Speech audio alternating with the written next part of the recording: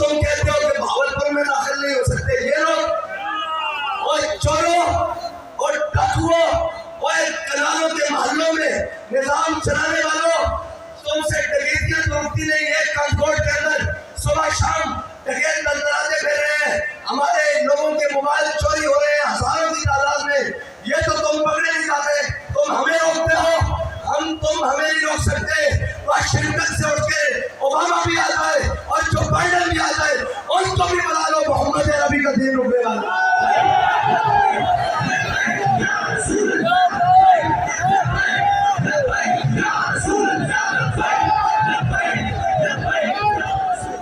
और याद रखना, कुफर तुम्हें हमारे मुकाबले में खड़ा करना चाहता है, हम तुम्हें अपना मुकाबले नहीं समझते, हम तुम्हें अपना जनाब सामने आने वाला नहीं समझते। तुमने भी सत्य क्या रसूलुल्लाह की गोली जली है, तुमने भी कलमा पढ़ा हुआ है, तुमने भी इल्म पे हलफ उठाया हुआ है, तुम किस जुर्रत से हमें रोकते हो? वो कौन है जो कहता है इनको रोको? कौन है जो इस निजाम को आगे से रोक रहा है? ये याद रखना, ये रुकने वाला नहीं है। ये तो सामने दरिया भी आ जाए, सामने समंदर भी आ जाए, तो इकबाल कहता है दश्तो दश्त दरिया भी रछोड़े हमने, और बाहर जुल्मात में दौड़ा दिए घोड़े हमने।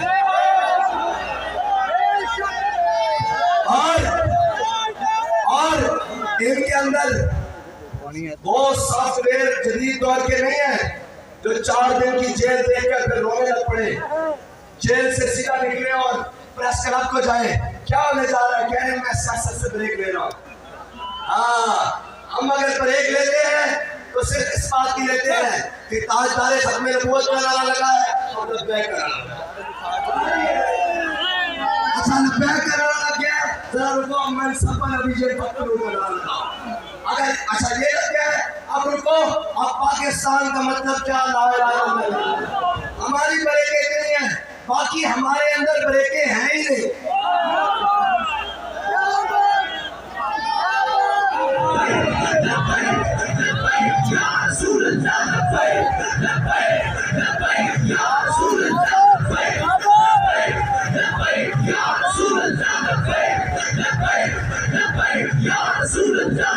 और पत्ताखोर, डाकू, चोर, करप्ट आज तक पाकिस्तान पे मुसल्लत रहे।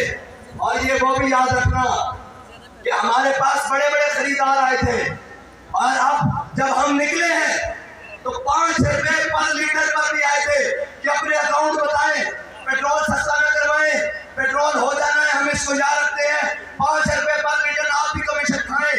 जो हुकूमत के साथ माफिया राज है उससे रब्ता किया कि आप ये करें, तो हमने कहा आप बड़ी देर से पहुंचे हैं, उसने कहा कमीशन बढ़ाते हैं। मैंने कहा कहां तक लेके जाओगे? कहने लगे और बढ़ा देते हैं।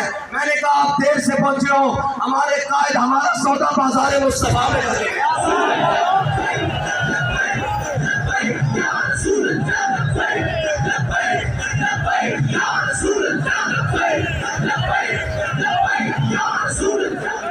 और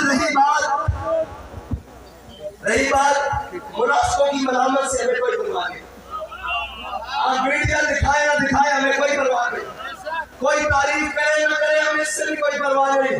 लेकिन कौम तो मेरी है, मिल्लत तो मेरी है, मोहन तो मेरी है, बहनें तो मेरी है, मुल्क तो मेरा है, भावलपुर तो मेरा है, पंजाब तो मेरा है, सिंध तो मेरा है, सरहद तो मेरा है, खैबर पख्तूनख्वा तो मेरा है, कश्मीर तो मेरा है, फलस्तीन तो मेरा है, और बलूचिस्तान तो मेरा है।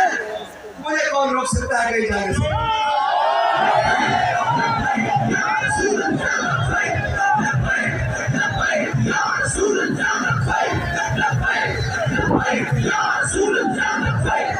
अगर इतनी फुर्तियां दिखानी थी तो 9 मई वाले दिन भांग पी के सोना नहीं था, उसके कौन की हिफाजत करनी थी, तंजीमात की हिफाजत करनी थी, चीजों की हिफाजत करनी थी, और बदमाशों को और गुंडों को रोकना था।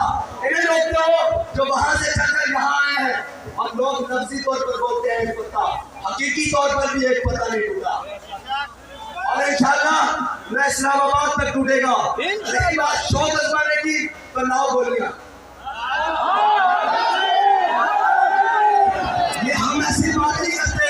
हमारे बाबा जी ने हमें बताया कि जब उन्हें जनाब जेल में लेकर गए तो एक अफसर ने ऐसी ऊंची आवाज में बात की, बाबा जी ने कहा तू क्या समझता है हमारे मिशन को? उसने कहा एक चंद दिन की बात है, हमने बड़े बड़े लोग देखे। बाबा जी ने कहा चलिए छाड़ है कांस्टेबल को राइफल पकड़ ते मेरे गोली मार, मैं लब्बैक या रसूल अल्लाह नारा लाऊंगा कि फकीर ने सीधी की थी लब्बैक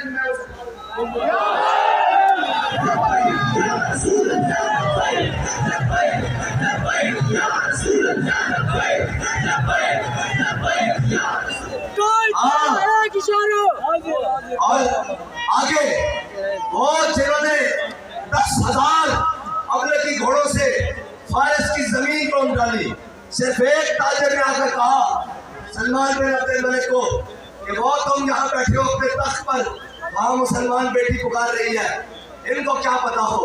शादी बात वही है कि जिनके पास इज्जत हो ना वही इज्जत के रखवाले होते हैं।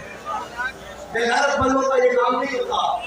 कौम की बेटी आज गैरों की जेलें गुजार रही है और जुर्म भी कोई नहीं। जुर्म क्या है कि ला इलाहा इल्लल्लाह मुहम्मद रसूलुल्लाह पढ़ा है बस, और कोई जुर्म नहीं। अगर ये जुर्म है तो फिर रेमंड डेविस यहाँ से क्यों भाग कर गया है? कर्नल जोसेफ यहाँ से क्यों भाग कर गया है? किसने उसको इस मुल्क से भगाया है? जो कौम अपनी बेटी की इज्जत की हिफाजत न कर सके। और आलम तारीख में गैरों ने भी और आलम इस्लाम में खसूसी तौर पर हम बाबा जी कहते थे हमने नहीं पढ़ा कि किसी ने बेटी बेची हो, ये लानत तुम्हारे गले में है। आज भी मौका है, उसके दुनिया से जाने से पहले वापस ले आओ। ये भी तारीख में लिखा जाएगा कि एक ऐसी कौम थी जिसकी बेटी को गैर उठाकर ले गए थे, लेकिन उन्होंने अपनी बेटी वापस लेकर रख लिया था। आज भी मौका है, अपने वफूद भेजो और उनसे बात करो कि तुमने हमें मुआशी शिकंजों में जकड़ा, तुमने IMF के नाम पर जकड़ा, तुमने हमें जनाब अफगानिस्तान में हमसे पैसे मांगी, हमसे सब हुआ, हमसे हमेशा टू मॉल का मुतालबा किया, हमारी बेटी में लेकिन अफसोस इस बात का है कि वहां जाने वाले अशखास कह रहे हैं कौम को खड़ा होना पड़ेगा। मैंने कहा कौम तो खड़ी, हाथ खड़ा करे कौन तो खड़ा है? एक मिनट, हाथ खड़ा करे, कौन खड़ी है? इन बेशर्मों को कोई खड़ा करना पड़ेगा। और हम कहते हैं हमारे इस्लामाबाद जाने से पहले खड़े हो जाओ, अपनी बेटी के लिए खड़े हो जाओ, अपनी बेटी की इस्मत के लिए खड़े हो जाओ, अपनी गैरत के लिए खड़े हो जाओ, वरना ये ना हो कि तुम्हारे सर पर मोहम्मद अरबी के गुलाम खड़े हो जाए।